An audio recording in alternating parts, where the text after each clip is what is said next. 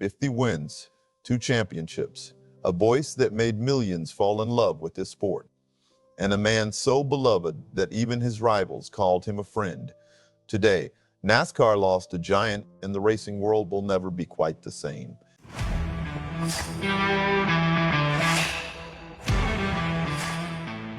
And hey, real quick, if you are a true NASCAR fan like me, go ahead and drop a like and subscribe to the channel. NASCAR Nation News is just getting started. We are pushing for our next subscriber milestone, and it's all about real talk from fans who live this sport every week. All right, let's get into it. Ned Jarrett is gone. The NASCAR Hall of Famer passed away peacefully on Thursday of natural causes at his home in Newton, North Carolina. He was 93 years old, and when his family made the announcement, the entire NASCAR community stopped in its tracks, because this wasn't just a driver, this wasn't just a broadcaster, this was the soul of the sport. When you talk about Ned Jarrett, you have to understand just how dominant this man was behind the wheel.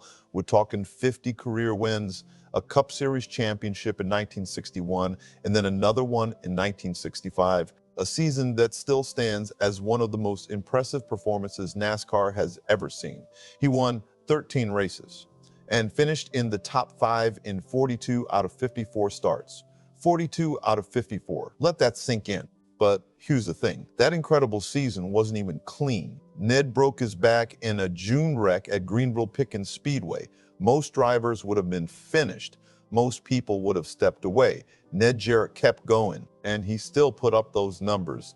That right there tells you everything you need to know about the kind of competitor he was. However, there was one decision that would shock the NASCAR world. After the 1965 season, Ford Motor Company pulled their manufacturer support and walked away from NASCAR. And just like that, Ned Jarrett walked away too. He was only 34 years old. Not because he had to, because he chose to. He chose his family. He chose to lead the sport on top. He chose to walk away with his dignity intact and spend more time with the people who mattered most. That decision said everything about the kind of man he was. And years later, his family would describe that same character in the statement released after his passing. They called him a devout Christian, a devoted, loving, family man, a friend to everyone he met. And they called him NASCAR's oldest living champion. That last part hits differently, doesn't it? NASCAR's oldest living champion. Gone at 93. Now, a lot of younger fans know Ned Jarrett more from the broadcast booth than the racetrack. And honestly, his second career was every bit as legendary as his first. At first, nobody saw it coming. A champion driver stepping behind the microphone and becoming just as important to the sport. But that's exactly what happened. He returned to NASCAR as a radio broadcaster with MRN in 1978, then moved to television with CBS and ESPN, and for years. That voice became NASCAR. Calm, knowledgeable, authentic, the kind of voice fans trusted. But there is one moment, one single moment, that defined his broadcasting career forever. The 1993 Daytona 500. The final laps are winding down. The tension is building. Ned Jarrett is in the booth, and out front, his son, Dale Jarrett, is charging toward the checkered flag ahead of Dale Earnhardt himself. And that's when everything changed. Ned didn't hold back. He didn't pretend.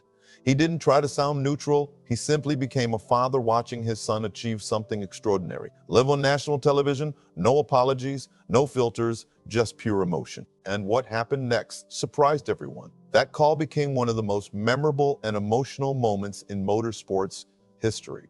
A moment fans still talk about decades later. And if you've never watched it, do yourself a favor and go find it. But the Jarrett story wasn't finished yet. The legacy was only growing. Dale Jarrett would go on to win the Cup Championship in 1999, making the Jarretts only the second father-son combination in history to both win championships at NASCAR's highest level. And both of them are members of the NASCAR Hall of Fame. That is a family legacy that will never be topped. Ned himself was inducted into the Hall of Fame in 2011, part of only the second class ever inducted, standing alongside some of the greatest names this sport has ever seen. And in the wake of his passing, NASCAR CEO Steve O'Donnell summed it up perfectly. He described Ned as one of the fiercest competitors NASCAR has ever seen, despite the calm demeanor, despite the gentleman's reputation. Fierce on the track, kind everywhere else. O'Donnell also said Ned was an outstanding ambassador for NASCAR for more than 6 decades and that he will be dearly missed. 6 decades. Think about that. 6 decades of serving this sport as a driver, as a broadcaster, as a mentor, as an ambassador, as a friend. You know, some people leave a mark on NASCAR with wins. Some leave a mark with controversies. Some leave a mark with larger-than-life personalities. Ned Jarrett left his mark with something much rarer: character, pure, genuine, unshakable character. And that's something no trophy can fully capture, no championship can measure, and no Hall of Fame plaque can completely explain.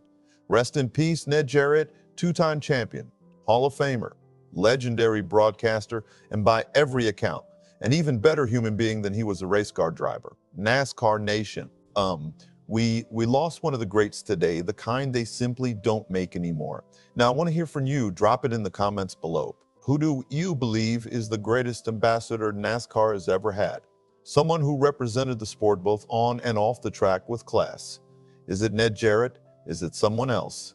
Let the debate begin. And if this story moved you even a little, hit that like button, subscribe to NASCAR Nation News. We are here every week bringing you real NASCAR stories told the way fans deserve to hear them. We'll see you on the next one. Let's go racing.